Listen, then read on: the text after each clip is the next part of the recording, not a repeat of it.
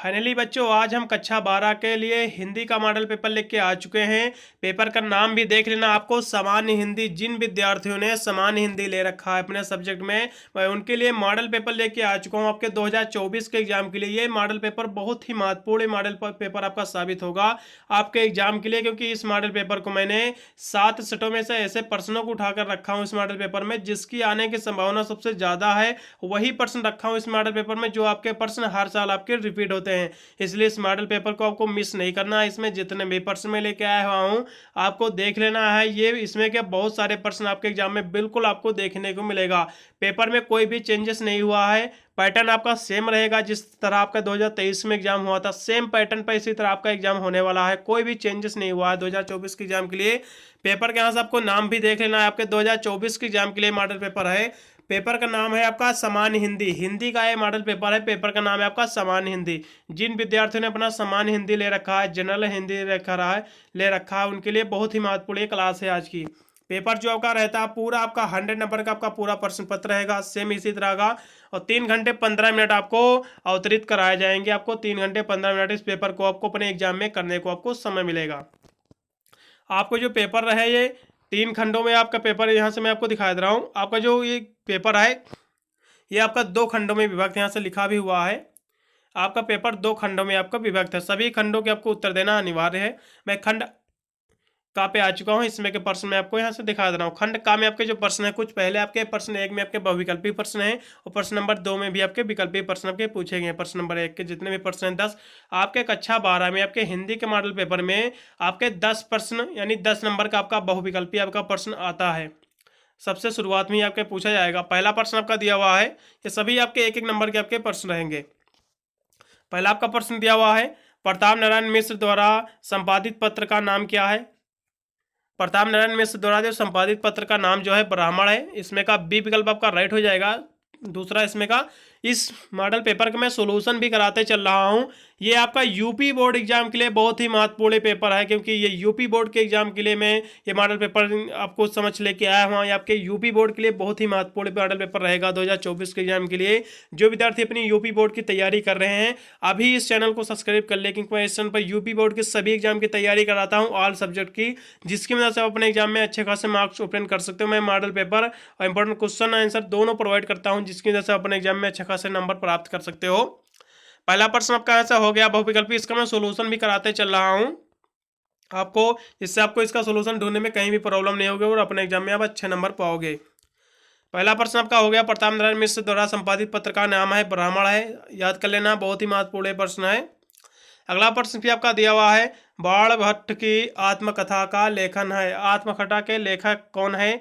बाण भट्ट जो आत्मकथा है इसके लेखक कौन है। कभी भी पूछ लेता बाण भट्ट क्या है, आत्मकथा है या कौन सी ये है कहानी है, ये भी आपको याद करना है। बाण भट्ट जो है आपकी आत्मकथा है, ठीक है। इसके जो लेखक हैं सभी को पता होगा, बहुत ही इजी प्रश्न है। बाण भट्ट के जो लेखक हैं हजारी प्रसाद द्विवेदी जी हैं। पहला विकल्प इसमें का आपका राइट हो जाएगा। फिर अगले प्रश्न को हम बढ़ते हैं। तो आपका ग नंबर प्रश्न दिया हुआ है, अशोक के फूल किस विधा की रचना है। बहुत ही महत्वपूर्ण प्रश्न है। काफ़ी बार प्रश्न आपका दोहराया गया है, रिपीटेड प्रश्न है, बहुत ही बार प्रश्न दोहराया जाता है। अशोक के फूल की किस विधा की रचना है। इसमें 4 ऑप्शन आपको मिलेंगे, कहानी विधा है या स्मरण है या उपन्यास है या फिर निबंध है। ये जो अशोक के फूल है ये किस विधा की रचना है, अभी से याद कर लेना, ये निबंध विधा की रचना है, ठीक है। चौथा विकल्प इसमें का राइट हो जाएगा। फिर अगले प्रश्न को हम बढ़ते हैं। आपका घ नंबर प्रश्न आपका दिया हुआ है, भारत दुर्दशा नाटक के रचनाकार है। भारत दुर्दशा नाटक के रचनाकार जो हैं भारतेंद्र हरिश्चंद्र जी हैं। बहुत ही महत्वपूर्ण प्रश्न है। पहला विकल्प इसमें का राइट हो जाएगा। भारत दुर्दशा के नाटक के रचनाकार जो हैं भारतेंद्र हरिश्चंद्र जी हैं। फिर अगले प्रश्न की ओर बढ़ते हैं। फिर आपका 5 नंबर प्रश्न दिया हुआ है, इनमें से गद्य किस विधा में काल्पनिक प्रसंगों का स्थान नहीं है। तो ये आपका इसमें आत्मकथा इसमें का राइट विकल्प हो जाएगा। फिर अगले प्रश्न को हम बढ़ते हैं। 2 नंबर आपका प्रश्न दिया हुआ है, इसमें आपका का नंबर प्रश्न दिया हुआ है, हिंदी साहित्य के आधुनिक काल की रचना है। हिंदी साहित्य के आधुनिक काल की जो रचना है चांद का मुंह टेढ़ा है, ये आपकी रचना है। इसके लेखक हैं गजानंद जी हैं, ठीक है। फिर अगला प्रश्न का दिया हुआ, हरिओद का पूरा नाम है। हरिऔध का जो पूरा नाम है, हरिऔध का जो पूरा नाम है सभी विद्यार्थियों को पता होगा, क्या इसका नाम है? हरिऔध का पूरा नाम अयोध्या सिंह उपाध्याय है। चौथा विकल्प इसमें का राइट रहेगा। फिर अगले प्रश्न की ओर हम बढ़ते हैं। छायावाद की मुख्य विशेषता है, छायावाद की जो मुख्य विशेषता है इसमें जो है प्राकृतिक चित्रण, ये इसमें की विशेषता है मुख्य। पहला विकल्प इसमें का राइट रहेगा। फिर अगला प्रश्न आपका दिया हुआ है, प्राकृत का सुकुमार कवि कहा गया है। प्राकृत का जो सुकुमार जो कवि कहा गया है, किसको कहा गया है? सुमित्रा नंदन पंत जी को कहा गया है। इसमें का लास्ट वाला विकल्प आपका राइट हो जाएगा, चौथा विकल्प इसमें का भी। फिर अगले प्रश्न को हम बढ़ते हैं। आपका दिया हुआ है इसमें का अगला नंबर प्रश्न आपका दिया हुआ है, आपका तार सप्तक के संपादक है। तार सप्तक के संपादक सभी को पता होगा, बहुत ही महत्वपूर्ण प्रश्न है, काफ़ी बार यूनिवर्सिटी में दोहराया गया है, काफ़ी बार ये बोर्ड एग्जाम में दोहराया गया है, हर साल प्रश्न पूछा जाता है। तार सप्तक के जो संपादक है आश्रय जी हैं, आज्ञे जी हैं। आज्ञे जी का पूरा नाम भी कभी कभी पूछ लेता है कि आज्ञे जी का पूरा नाम क्या है? सच्चिदानंद हीरानंद वासे आज्ञे जी इनका पूरा नाम है। इनका पूरा नाम भी आपको पता होना चाहिए, एग्जाम में 1 नंबर का प्रश्न पूछा जाता है बहुत बार। फिर यहाँ से आपका 3 नंबर प्रश्न पे आ चुका हूँ। इसमें जो प्रश्न रहता है देख लीजिए, ये आपका गद्यांश दिया हुआ है, इसको आपको पहचानना रहता है किस पार्ट से लिया गया गद्यांश, और ये इसके पार्ट का आपको यहाँ से गद्यांश लिखना रहता है, इसके पार्ट का लेखक कौन, इसका आपको नाम लिखना रहता है और इसकी व्याख्या करना रहता है। ठीक है, ये जो आपका लिया गया है 3 नंबर प्रश्न में, भाषा और आधुनिकता ये पार्ट से लिया गया है। इसके जो लेखक हैं प्रोफेसर जी सुंदर रेड्डी जी हैं। फिर अगले प्रश्न की ओर हम बढ़ते हैं। इसमें हो गया, फिर अथवा करके भी दिया हुआ, इसमें से एक ही प्रश्न आपको हल करना रहता है। यदि आप ऊपर अलग कर देते तो इसमें का अथवा करने की बिल्कुल भी आपको आवश्यकता नहीं है। मात्र भूमि पर निवास करने वाले यानी मनुष्य राष्ट्र का दूसरा अंग है। ये जो आपका पाठ है ये बहुत ही महत्वपूर्ण है, ये राष्ट्र का स्वरूप से लिया गया है। इसके जो लेखक हैं वासुदेव शरण अग्रवाल जी हैं। ये इस पाठ से ये बिल्कुल एक ना एक प्रश्न लिया ही जाता है। फिर अगला यहाँ से हो गया। फिर अगले प्रश्न को बढ़ते हैं। 4 नंबर पे आपका प्रश्न दिया हुआ है, निम्नलिखित पद्यांश आपका दिया हुआ है, इसमें का भी आपको करना रहता है। पद्यांश जो आपका रहता है बहुत ही महत्वपूर्ण पद्यांश है आपका, देखिए जल्दी से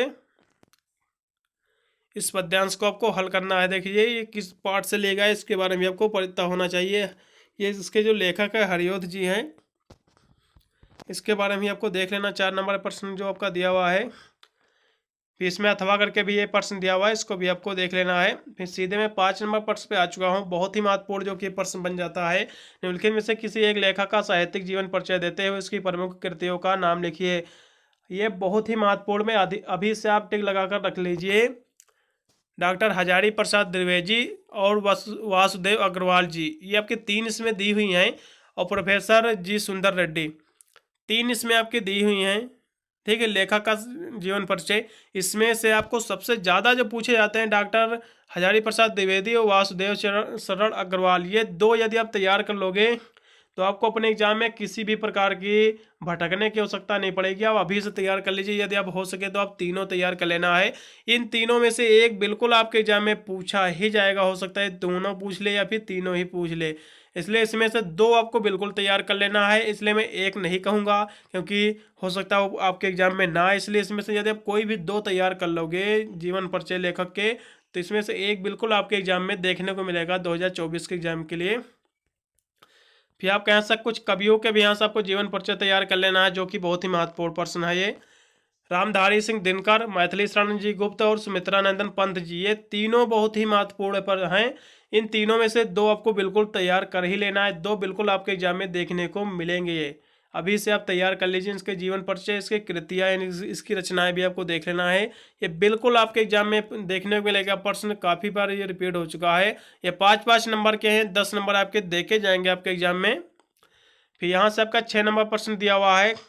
ये आपका जो होता है, जो विद्यार्थियों का सबका अलग अलग इसमें रहता है, सभी डिस्ट्रिक्ट वाइज जो अपना स्कूल में जिसके पढ़ाया जाता है वो अपना यहाँ से सॉल्व करेंगे, इसको देख लेंगे।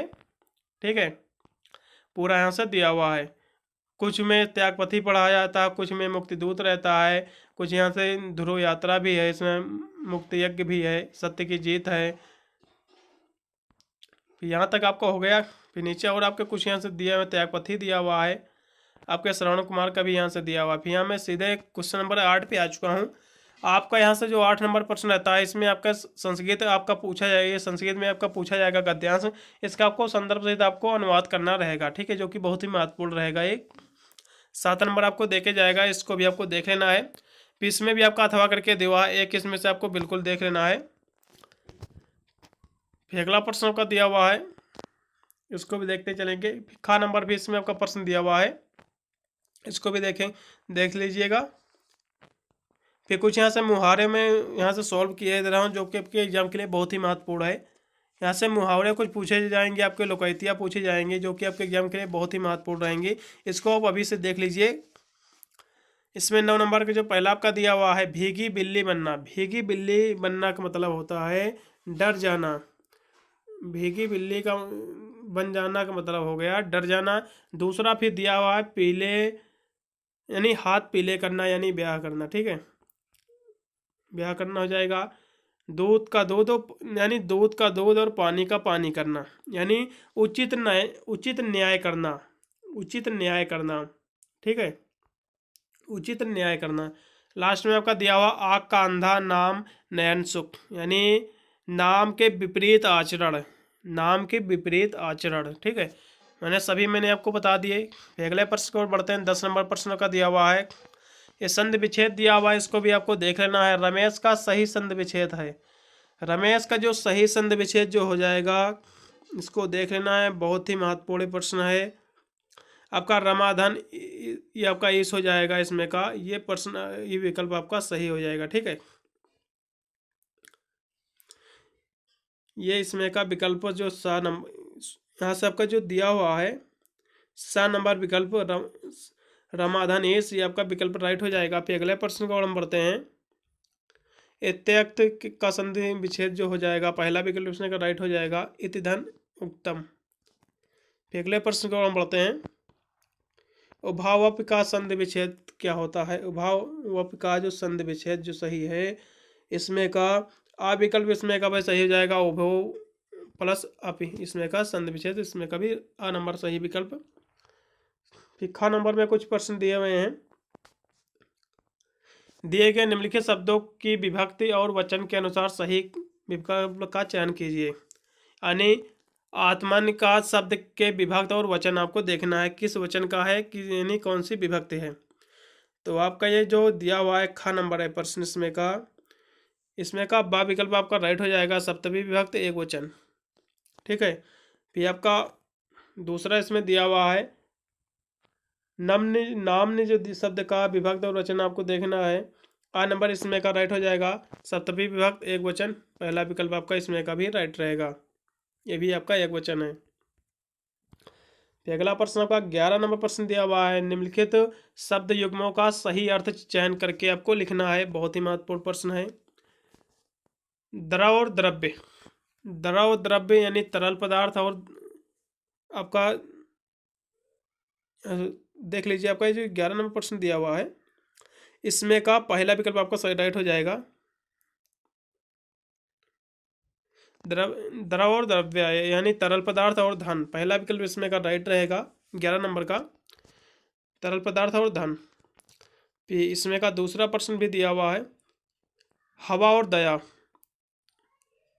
और भी इसमें विकल्प दिए हुए थे। फिर आपका दूसरा इसमें दिया हुआ हरि और हर, इसमें जो दिया हुआ विष्णु और शंकर, इसमें का विकल्प इसमें का भी आपका राइट रहेगा।